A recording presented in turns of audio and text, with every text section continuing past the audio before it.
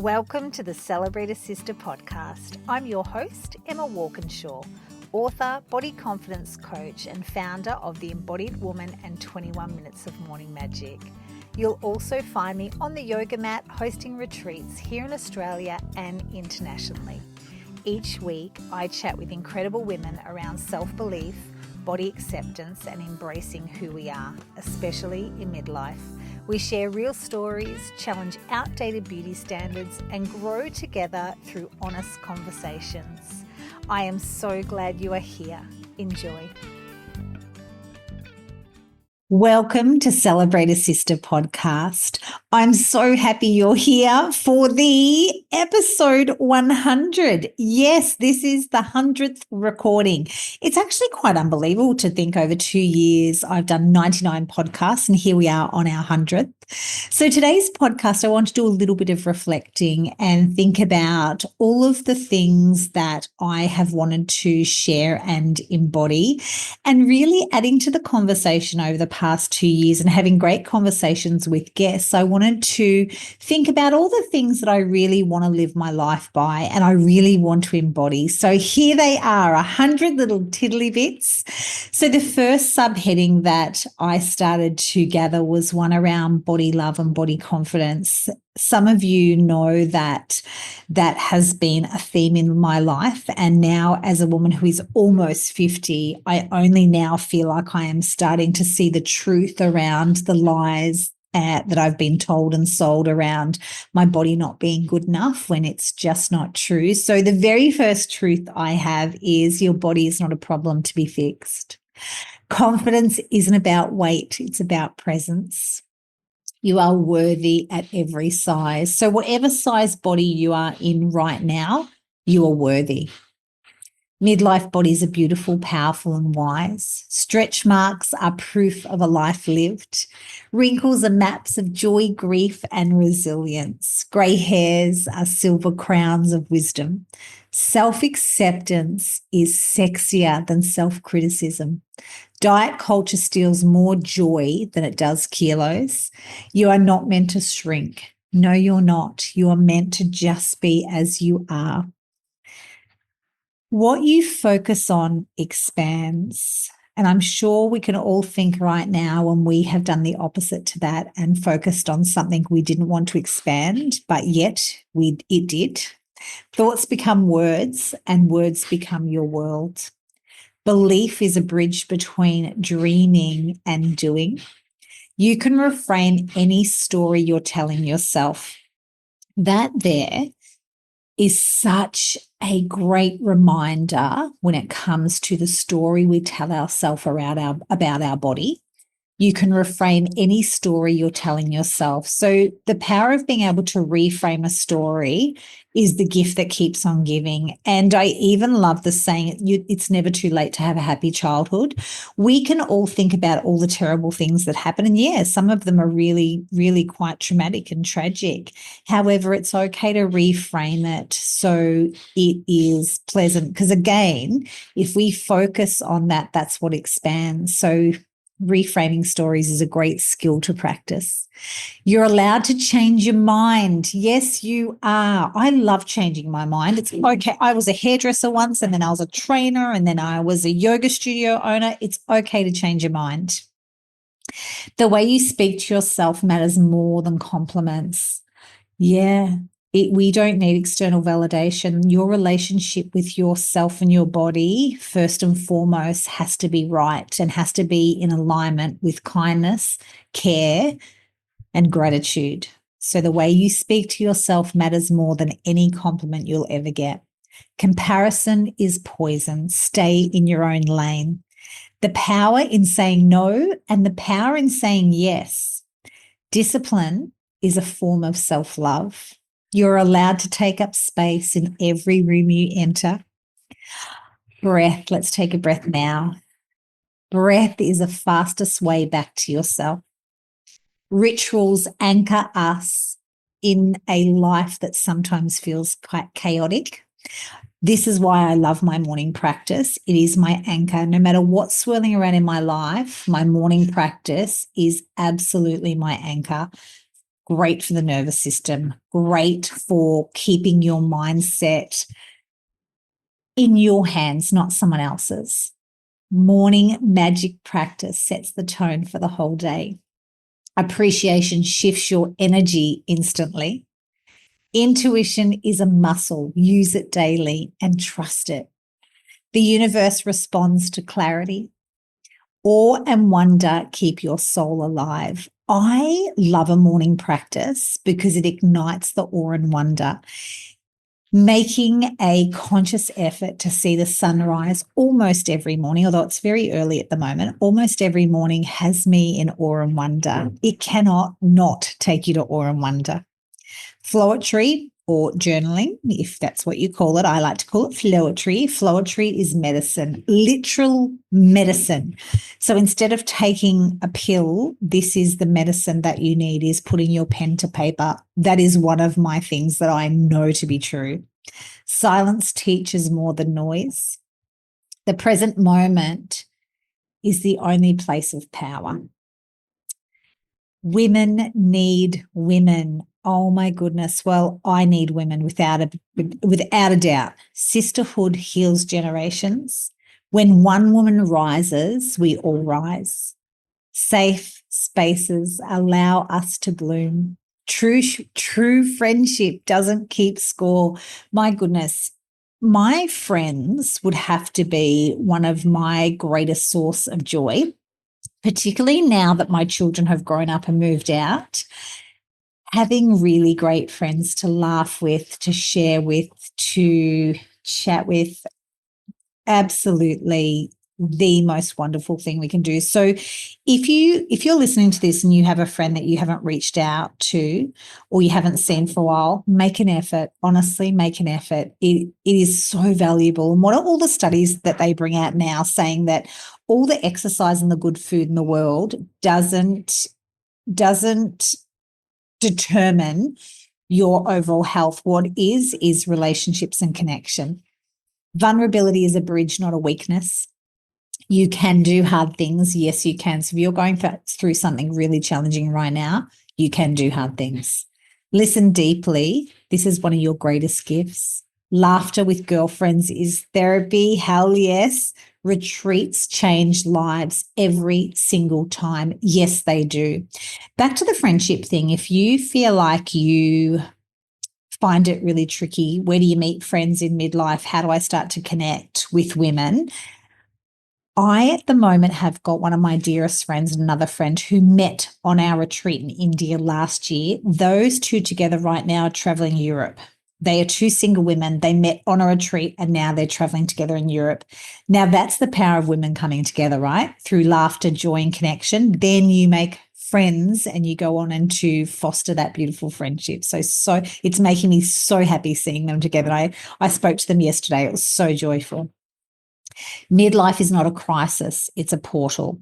Now, that's taken me a little bit to integrate. I, at some point, have felt like, oh my goodness, what is this midlife thing? My life's over, the body, what's going on with all these changes? However, I've really done some work with embodying this new stage of life and I'm okay with it. Energy matters more than age. Your second act can be your best act. Menopause is a rebirth, not an ending. Your worth is not tied to your productivity. Oh, gosh, who has had a bout of, I've got to be busy? Gosh, a lot of us women have.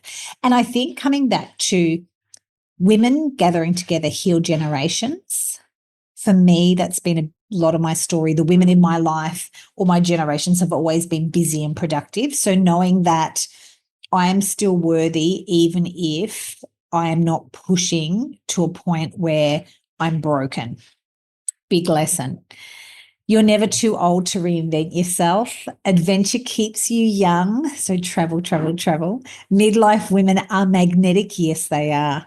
The grief of children growing up is real and valid. Oh, you've heard me talk about that, and I'm sure you could be experiencing it too. But when these beautiful children moved out of home, oh gosh, that is a level of grief that I didn't realize was there. However, family dinners every week is now a much looked forward to experience, and that is also that beautiful family ritual and that family gathering. You're still sexy, even in a world that you are told you're not in midlife. Or we hear lots about when I get to midlife, I'm invisible. Not true, you're not. Motherhood is a lifelong initiation. Yes, it is. Letting your kids fly the coop is an act of self-love. You can love your family and still need space. Hello, retreats. I'm all for that. Take a retreat, get some space. Your family is fine and they know you love them. Memories matter more than things. Yes. The kitchen table, or just the kitchen for me in general, is sacred. I'm sure that you would agree with this. This is where our children share with us. Even though the kids don't live at home now, that's why our family dinners once a week are so sacred. Being an example is more powerful than giving advice. Your kids don't need a perfect mum, they need a present one. Sometimes good enough is enough. Gosh, I live by that ethos. If you ask Husboss, he will tell you, Emma is fast and loose. Yes, I am, because done is better than not done at all. Family rituals build legacy. Yes, they do. Love multiplies when shared. Yes. Number 61, long marriages require choosing each other daily. Yeah, I choose husband daily, and this marriage is not perfect, but my goodness, it is one of my greatest joys in life. Communication is intimacy. We just actually recently bought those couple cards, and we do a card every few days and have to answer them. I've learned some wonderful things about husbands just when you think you know someone. And then these cards have just ignited some really great conversations. So I'll agree, communication is intimacy. You don't have to be everything to your partner, and your partner doesn't have to be everything to you. I'd agree with that. Like, this is why girlfriends in this stage of life, when the kids have left, girlfriends are so important, because you get to have this full-bodied experience of life, because you've got lots of different personalities adding to this beautiful, rich tapestry of life. Shared adventures keep love alive. Yes, husband and I love a little venture. Oh, the latest thing we've been doing is I bought some body boards, or boogie boards, we used to call them. We've been going boogie boarding together. It has actually been quite funny.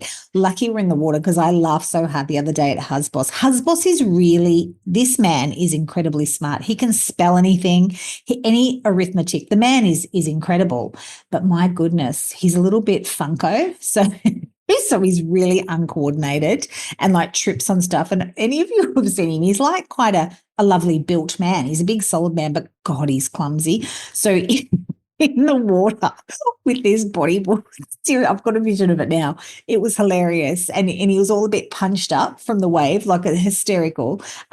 So look, that has been very joyful in the relationship. It's playing together. It's playing not just in the bedroom, it's playing outside the bedroom. So fun. So yes, laughter is foreplay. Yes. Romance evolves and moves and changes, and that's okay. Respect is a non-negotiable, absolutely. Growing together is a choice. I'd also agree with that too. Holding each other close and communicating and growing together is actually a choice. Honest conversations heal resentment. Yes, I'm very good at an honest conversation. Poor husboss, he's been beaten up a few times verbally. Love is a verb. Number 71, transformation happens in small, consistent steps. A coach is a mirror for your soul. I've had some fabulous coaches over the years. I believe in the power of coaching. Of course I do. I'm a coach. I really believe in a coach. Yeah, I've shifted so much. I'm actually in a program at the moment where I've got a mentor. It's the Clear Mentor with a beautiful kinesiologist, Rebecca Richards, and I am really enjoying the process of being coached and held in a container. Oh, it's powerful. Holding space is sacred work. Accountability accelerates your growth. Oh, yeah. And this is a thing in this group. You're being held accountable and you're in a group setting. All that does accelerate your growth. Purpose doesn't have to be complicated. No, it doesn't. And that's a really big thing. I have a friend that we talk about purpose all the time and passion, and your purpose doesn't have to be complicated and it doesn't have to earn you money.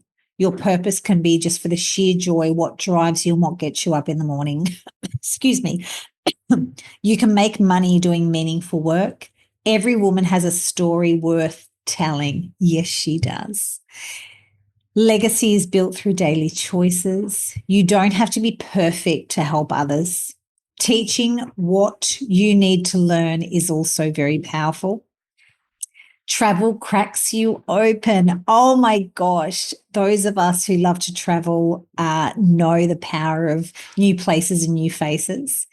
India is pure magic, chaos, and beauty in one. Look, I don't ever want to glorify a culture or a country, but India for me is so opposite to what I know and what I see in my surroundings. It really does.